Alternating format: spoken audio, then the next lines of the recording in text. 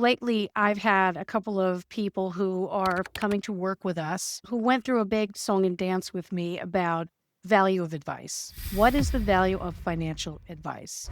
And a lot of people come in with that, which is fine because I'm used to this normal course of business of the justification of why I exist. I'm going to tell you the value of advice. I'm actually going to give it to you. There's actually data out there that will tell you the dollars and cents of the impact of advice. So first of all, there is a lot of different categories that fall into this that are more quantitative and more qualitative. I've talked about the qualitative stuff before, but let's talk about the actual hardcore benefits. So when you're wondering, why would I pay a financial advisor to give me any advice? Let's start with the income tax benefits. You would be amazed at the mistakes we find in tax returns: missing deductions, missing credits, tax-free investment opportunities, tax deferral, tax bracket arbitrage. So basically things like Roth conversions, tax-sensitive liquidations. There's stuff that we see in the returns and around the investments that really can be quantified in terms of their impact, where we end up paying for ourselves pretty quickly. So that could be tens, thousands of dollars. It could be a huge percent of your total wealth, depending upon how good or poorly the administration of tax thinking has been in your planning to date. And a lot of people don't know how to do that. Why would they know? Who knows those things?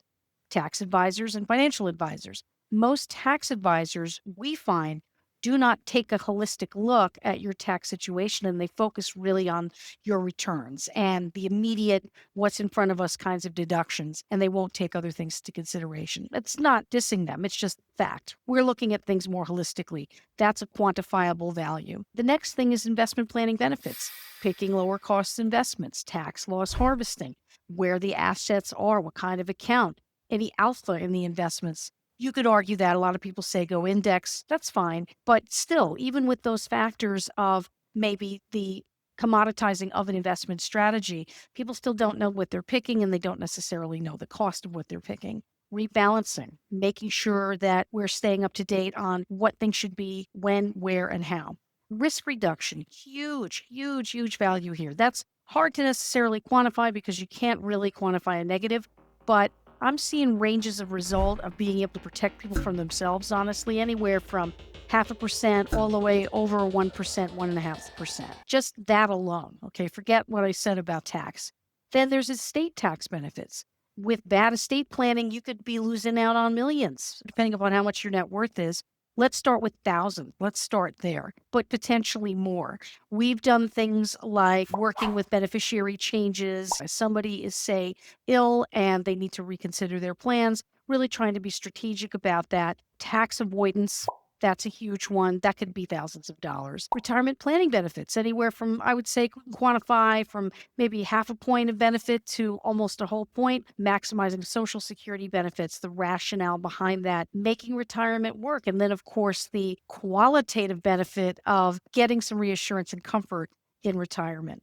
Insurance planning, oh, geez, the list goes on. It could be hundreds to thousands of dollars in savings because maybe you're in the wrong insurance instruments and paying too much for benefits that you don't need. Advisors really help peel that off and think about, hey, does this insurance policy make sense for your particular situation? I cannot tell you the amount of money we have saved people who are in crappy insurance products, and you've heard me go on about that, but that's very quantifiable.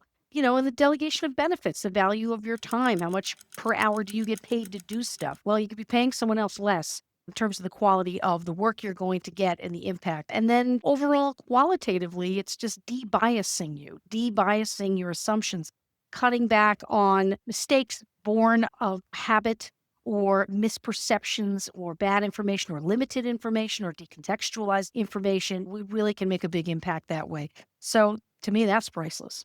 Peace of mind, and moving closer to goals, priceless. So if you want to know what I'm worth, I think I'm priceless. But more importantly, I think it's important that you understand that advisors can really have a huge financial impact to the good on your life. Hi, I'm Jennifer Kirby from Talisman Wealth Advisors, and if you think what I have to say is interesting or useful or vaguely intelligent, please feel free to like, to share, to comment, and to subscribe.